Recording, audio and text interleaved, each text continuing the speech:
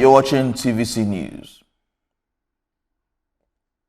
As the number of extreme weather events increases, sea levels continues to rise and food safety is at risk. Climate-related research, education and action have never been more critical. Raising the next generation of climate leaders involves equipping youth with tools, knowledge and platforms to transition from awareness to action, focusing on education, mentorship and policy engagement. For more on these developments, Executive Director Abaide Beki Initiative, Abaide Uminunu, joins me on the news this hour. Thank you so much for joining me at this point. Thank you very much for having me. Good afternoon. Good afternoon. All right. So, climate change has become a worrying development in the country. What efforts do you think is being put in place to ensure the right awareness is created to know the challenges inherent? For now, well, what the government has actually done over the years is to ensure that we actually have a climate policy in place. Like the Nigerian Climate Change Act that was passed in 2021. That alone has given us some validity, giving some credence and validity to the work we do around climate change. But one of the biggest challenges we face as a people, as a continent, if you ask me, is the lack of awareness. Knowledge is that one major challenge we face. And as critical as that is actually one of the ways that we can actually curb the climate change crisis. So you talk about lack of awareness. Now, what comes to mind is, has anything been put in place to ensure that African youths can be made more aware of the climate change impact and how it affects the continent?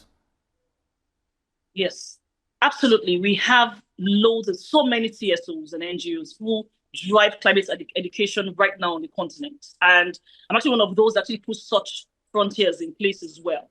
The Climate Change Act actually talks about climate education. And we've also seen in recent times, the National Council on Climate Change talking about climate education and youth participation. So yes, there is that thing going on where young people are being put together, are being nudged to drive climate education across the continent.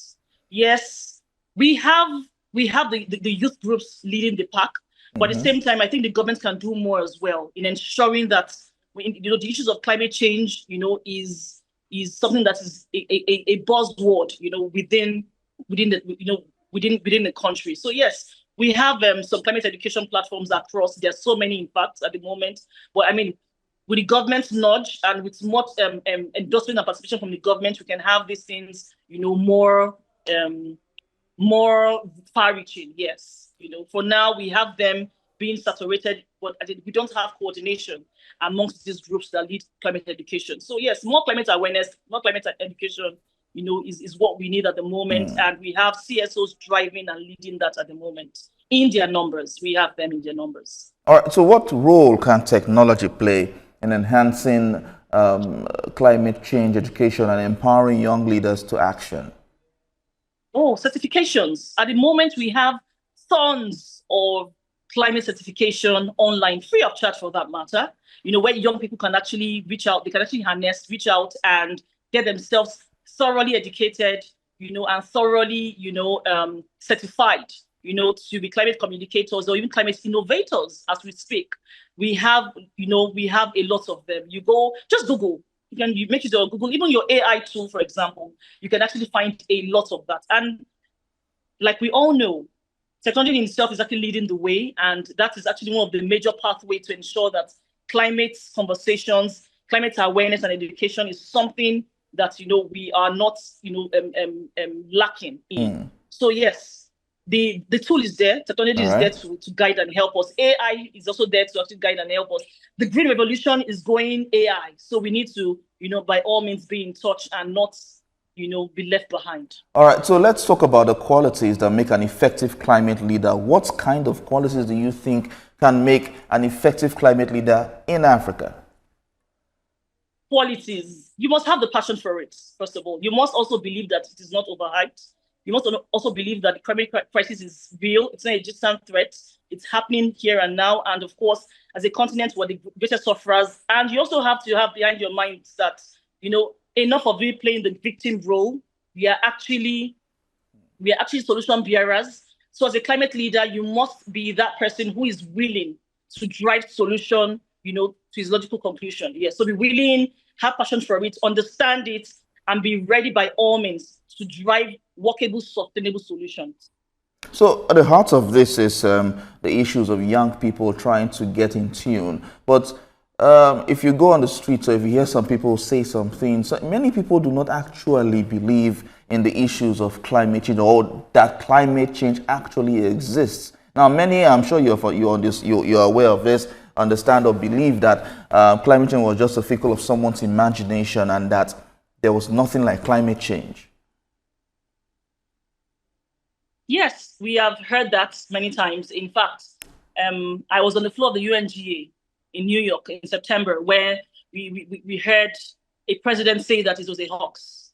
But for us in Africa, and especially in West Africa, this is no news. We don't even have to join that kind of debate. We are experiencing it live. 2 weeks ago, a warning was sent out that the air we're currently breathing is not pure. It's been infected by something. And all of a sudden, we saw people wearing their nose masks. The floodings we experienced, we observe from time to time, displacements we get to feel and we see firsthand. The drought with our farmlands. Farms are drying up. People are not even able to actually yield as they used to. These are all effects of climate change.